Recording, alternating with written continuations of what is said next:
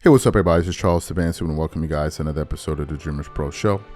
We cover everything from sports, hot topics, classic debates, entertainment, and we give you guys a fresh perspective on things and how we see them. And today we have a very serious show for you guys. Before we get into it, please make sure you like the video and subscribe to the channel. And be sure to check out the DREAMERSPRO podcast that we have pinned below if you want today's full show before it comes out on YouTube. Let me just go ahead and get into this topic here. As you guys may be aware now, the NBA playoffs is going to start very soon. The NBA play-in will be starting on April 16th, so that's how close we are to the playoffs starting. And with that, there are a plethora of storylines out there, but one of them that needs to be getting a little bit more attention is the story taking place with the Milwaukee Bucks. The Milwaukee Bucks right now are an absolute disaster. Their record may not reflect it because they have the number 2 team in the Eastern Conference. But if they were playing in the West, this team would be worse off than they are. Right now, they're the number 2 team. If you look at their current state of affairs, the Bucks have lost 4 games in a row. And they're 3-7 out of their last 10, which means that they have a 30% winning percentage over the last 10 games. On the road, they have an 18-20 record, and their home record is what's saving them with a 29-11 home record. They're barely a 500 team on the road, which isn't good if you want to be a great playoff team. To contrast that, the Boston Celtics have a 27-13 road record. If you look at some of the other teams in the Western Conference that are serious, the Minnesota Timberwolves have a 26-14 road record. The Nuggets have a 22-16. Thunder are 24-17, and the Clippers are 25-15. What does that suggest? It suggests that if the Bucks were able to advance deeper into the playoffs, they may get eliminated if they're playing a team and they're starting off on the road. But that's not really what I want to focus in on. What I want to focus in on is the total disaster that the Milwaukee Bucks have turned into over the last few weeks. What do we know right now? Initially, they had the head coach, Adrian Griffin, who they fired. They fired him prematurely because the Bucks were winning, but for whatever reason they said, "Oh, no, something is off. He's not resonating with the team. We're going to get rid of the coach." A lot of us were like, "What? The guy hadn't even been a year into his contract, and you're firing him, and you offered him a contract." We're going to get back to the word contract a little bit later. So when they fired him, just when you thought like, okay, that wasn't shocking enough, they did something else that just absolutely blew everybody away, and we were all laughing our asses off. They then decided to hire Doc Rivers. When that came out, we were all laughing, all of us. I even posted about it on my Instagram. By the way, if you're not following me on Instagram, my handle is CTABANZ. And we're like, wait, is this a joke? Is this a joke? Now, why were we laughing? The reason we were laughing is Doc Rivers seems to have, he's like the Teflon Don in the NBA. Doc Rivers is the only coach that gets fired, and within a week, he has a new job. When he got fired with the Clippers, I think within like a week or so, he got a job with the Philadelphia 76ers. And we're like, how did that happen? Then he got fired with the 76ers, and then next thing you know, he has a job now with the Milwaukee Bucks. And we were like, Doc Rivers? Really? But at the time, when they got Doc Rivers, you saw the Milwaukee Bucks players. They were up there twerking it up, dancing in the huddle, having a good time. Oh, we got a new coach. And a lot of us like, yo, that's a bad look. But they got Doc Rivers, right? Because Bucks management, for whatever reason, thought that this is the direction that we need to be going in. So they hired Doc Rivers. And what has happened since Doc Rivers took the job?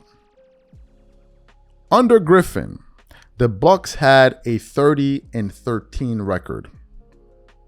Since Doc Rivers has taken over the team, this according to Sports Illustrated, they have a 15-16 record. To make it worse, the Milwaukee Bucks have dropped 3 straight games to lottery teams to close out the regular season.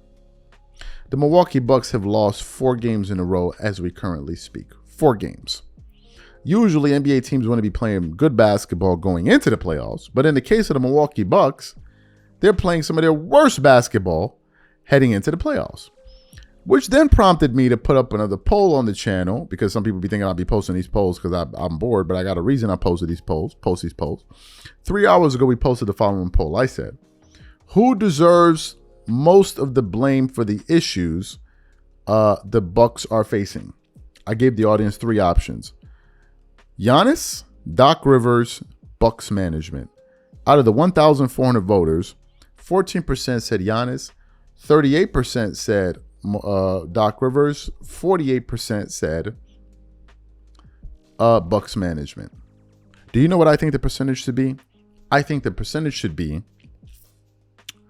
50% Giannis, 50% Bucks management, 0% Doc Rivers. Some people say, but how could you say that? Ever since he took over the team, they're horrible. How, in God's name, did the Bucks not see this coming a mile away? The minute they hired Doc Rivers, we all were like, this is a terrible move. Some people in the comments also said Damian Lillard. We'll get to that a little bit later. Here's why I'm blaming Giannis and the Bucks management 50-50. The reason I'm blaming the Bucks management is because they're the ones that initiated the move. What move? 2 moves. They fired they fired Adrian Griffin less than a year into his contract, and you signed him on a multi-year contract. Matter of fact, let me see. Adrian Griffin, Bucks contract. I gotta know what they offered this guy. Get this. They offered him Adrian Griffin, Milwaukee Bucks won't be coaching the team. He is still going to get paid by the Bucks. Milwaukee Bucks is off the hook to pay even through the 26-27 season. The length of Rivers. The Athletic reported that at the time, his hiring would be paid roughly $4 million per year. So they owe him $4 million, right? And I believe they're still paying Mike Budenholzer, who I think they still owed money. And then they now go hire Doc Rivers. And let me see. Doc Rivers, Bucks contract. Oh my God. The Milwaukee Bucks are paying Doc Rivers $40 million.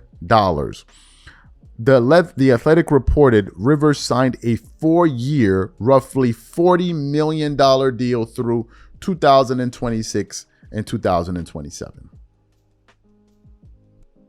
So the Bucks management get a lot of blame because they're the ones that actually initiated this, number one. They're the same ones that have had like 3 coaches in the last 4 years. So the Bucks management has to be blamed. There's no 2 ways about it. They don't get to escape through all of this and come out unscathed. So the Bucks management needs some significant blame. Why am I putting 50% of the blame at Giannis Antetokounmpo's feet? The reason why is because, number one, he's the leader, and number 2, some of the crazy stuff Giannis has been saying. Giannis is talking about Dame as the leader of the team. What are you talking about?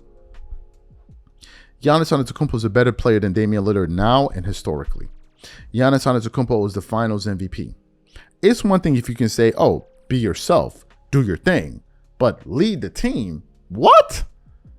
No. You need to be the lead, dog. And I believe that every team needs a hierarchy. I don't believe in teams where everybody's equal. No, I don't think that works. Not in a basketball scenario. Not in a basketball scenario.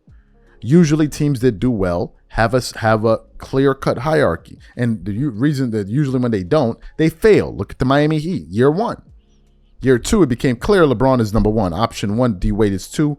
Chris Bosh is option number 3. You look at the Lakers with Shaq and Kobe. With Shaq and Kobe and then friction because Kobe, and then you have that. Lakers with Kobe and Powell. Kobe, Powell, right? The Clippers, it should be Kawhi Leonard, Paul George, although they haven't won a championship, but you understand the point that I'm trying to make. If you look at the Boston Celtics, it's clearly their best player, Jason Tatum. If you look at the Denver Nuggets, it clearly their best player is Nikola Jokic, then you have Jamal Murray. So Giannis is being the best player on the team. You got to take some of the blame. It can't be, oh, well, management is just doing their thing and I'm just going to do my thing. No, you can be proactive. There are players that have historically, and I know what Michael Jordan tried to stay out of the way, but Jordan is Jordan, and he may be an exception to the rule. But Giannis also got to take a role for this because he's the best player. Do you know why? Because if the Bucks do well, he's going to get the majority of the credit. It's not just a one-way road. When you do well, you get all the credit, and then when you don't do well, oh, let's share the blame. No. It doesn't work like that. Even in corporate America, in the corporate world, when companies start underperforming, they begin to look at the CEOs. The CEO doesn't get to hide behind various people for too long, especially in a situation where you have shareholders. They're going to be looking at you. You're the captain of the ship. What's going on here? If this guy's underperforming, he's under your management. Why aren't you managing him the right way? Why didn't you get somebody? They're going to be looking at you. So I believe that the blame should be on both of those two parties, Giannis and the Milwaukee Bucks. And if they don't do well this playoffs, it's going to be an absolute disaster. These are my thoughts. Whatever you guys think, leave your thoughts and comments in the comment section. Catch you guys on the next show. Peace.